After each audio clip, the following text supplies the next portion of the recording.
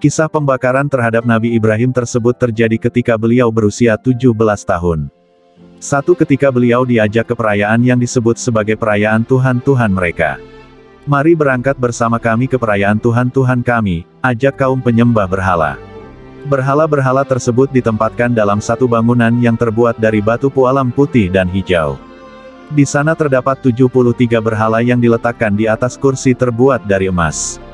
Berhala yang terbesar di kepalanya ada mahkota bertahtakan mutiara yang indah, memiliki dua mata yang terbuat dari yakut merah, dan di kanan dan kirinya berjejer berhala-berhala yang lain. Pada waktu hari raya, kaum itu suka membuat makanan dan meletakkannya di antara berhala-berhala dan setan-setan mengambilnya sehingga mereka menyangka bahwa berhala-berhala telah memakannya. Hal itu membuat mereka bahagia dan berkata, "Tuhan kami telah meridai kami. Sebab itu, Dia telah memakan makanan itu," kata kaum penyembah berhala. Pada saat itu, kaum tersebut membuat makanan lalu meletakkannya di hadapan berhala di atas sebuah hidangan. Kemudian kaum itu pergi ke lapangan untuk merayakan hari raya. Hanya Ibrahim yang tidak pergi dan berkata kepada mereka, "Sesungguhnya aku sakit." Maka, mereka berkata, "Tinggalkan saja dia. Mungkin saja wabah kolera telah menimpanya." Setelah Ibrahim ditinggalkan oleh mereka, dia mengambil kapak, lalu dia gunakan kapak itu untuk menghancurkan semua berhala kecuali yang paling besar. Selanjutnya kapak tersebut digantungkan ke pundak berhala yang paling besar itu, lalu Ibrahim pergi. Ketika orang-orang kembali ke tempat berhala, mereka menemukan berhala-berhala itu telah hancur berantakan dan ada kapak yang tergantung di pundak berhala terbesar. Mereka berkata, "Siapakah yang melakukan perbuatan-perbuatan ini terhadap Tuhan-Tuhan kami? Sesungguhnya dia termasuk orang-orang yang zalim." Mereka berkata, "Kami dengar ada seorang pemuda yang mencela berhala-berhala ini yang bernama Ibrahim." Maka mereka, Namrus berkata, "Kalau demikian, bawalah dia Ibrahim, dengan cara yang dapat dilihat orang banyak agar mereka menyaksikan." Quran Surat Al-Anbiya ayat 59-61. Setelah Ibrahim datang, Namrus berkata kepadanya, "Apakah kamu yang melakukan perbuatan ini terhadap Tuhan-Tuhan kami, hai Ibrahim?" Ibrahim menjawab, "Sebenarnya patung yang besar itulah yang melakukannya." Maka tanyakanlah kepada berhala itu, jika mereka dapat berbicara. Maka mereka telah kembali kepada kesadaran. Ibrahim lalu berkata, "Sesungguhnya kamu sekalian adalah orang-orang yang menganiaya diri sendiri."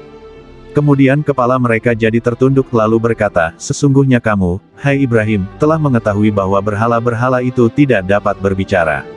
Ibrahim berkata, "Maka mengapa kamu menyembah selain Allah sesuatu yang tidak dapat memberi manfaat sedikitpun dan tidak pula memberi mudarat kepada kamu?"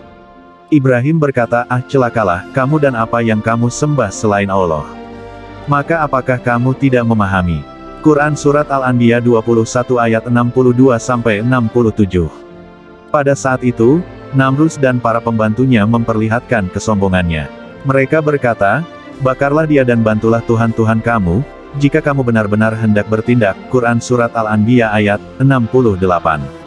Setelah Namrus dan para pembantunya sepakat untuk membakar Ibrahim AS, mereka terus-menerus mengumpulkan kayu bakar hingga 3 bulan lamanya. Setelah kayu bakar itu terkumpul dan ditumpuk, mereka menyulutkan api ke tumpukan kayu bakar itu.